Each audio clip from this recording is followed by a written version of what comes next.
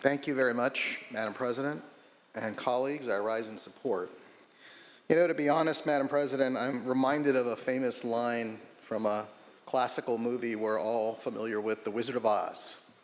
Pay no attention to the man behind the curtain.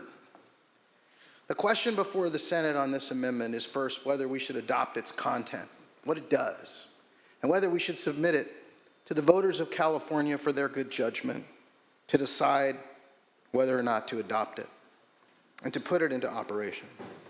But really, Madam President, this is a conversation about the why and not the what. I think we know the what a contrast it presents.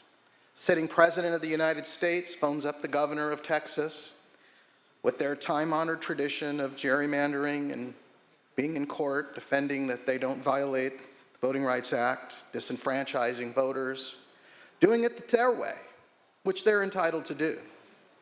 But in this case, having a sitting president ask that they do it now, mid-census, with an eye towards the next midterm elections for representation in the United States House of Representatives. And so here we are with this question in response to that, but doing it slightly differently. Not because a president called us up and said, can you find me some more districts? But putting the question before the people, enfranchising and empowering the voters of California to make this critical decision and paying them the respect and honesty as to the why. And we should think about the why. Why is it important in the midterms for the U.S. House of Representatives that there be an even exchange of debate and ideas and opportunity for the people of this country to decide what that House looks like? Instead of giving greater weight to one point of view before the game is even played and diminishing the voices of another point of view, the why is pretty obvious, is to continue the trajectory and the policies of regression and reduction and undoing that we are witnessing in this time at a level we've never seen in modern American history. That's why it's important to balance the equation so that all voices in our congressional midterms have an opportunity to be heard, not for its own sake, but because of what is at stake.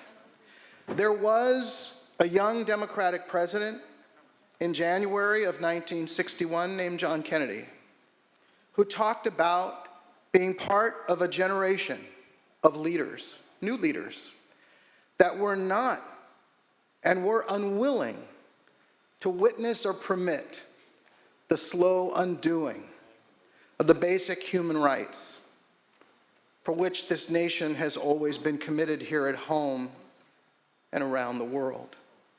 And 2 decades later, a Republican president named Ronald Reagan, upon taking his oath, talked incredibly and articulately well about the fact that freedom and the dignity of the individual must be and has been more available and assured here in this country than in any other place on earth. The question is really about the why. Why did President Trump ask Texas to act? Why is it important that they rig the game before it's played? It's not for its own sake. It's for what they want to continue to do, the slow undoing. The slow undoing that we've witnessed in the undoing of individual liberties and protections, ignoring courts of law, the snatching of persons by unidentified masked agents off the streets, something people haven't seen since behind the Iron Curtain during the Cold War and in the most oppressive states in the world. Pushing millions out of the social safety net, those who can least afford it and those who are most vulnerable. The undoing that is the biggest tax giveaway in American history to the wealthiest Americans at the expense of the most vulnerable. The retreating from American leadership abroad in the world, the failure to defend territorial integrity, sovereignty, and democracy, to stand for something that we pledge allegiance to every day: the slow undoing.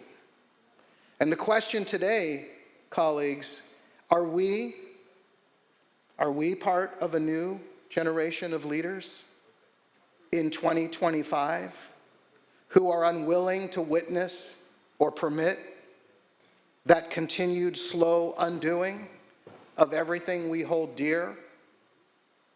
Are we going to be part of a generation of leaders that are determined to be sure that the freedom and dignity of the individual must be available and assured here in America, more so than in any other place on earth? That's what this debate is really about. We must be that generation of leaders. And I respectfully ask for an aye vote.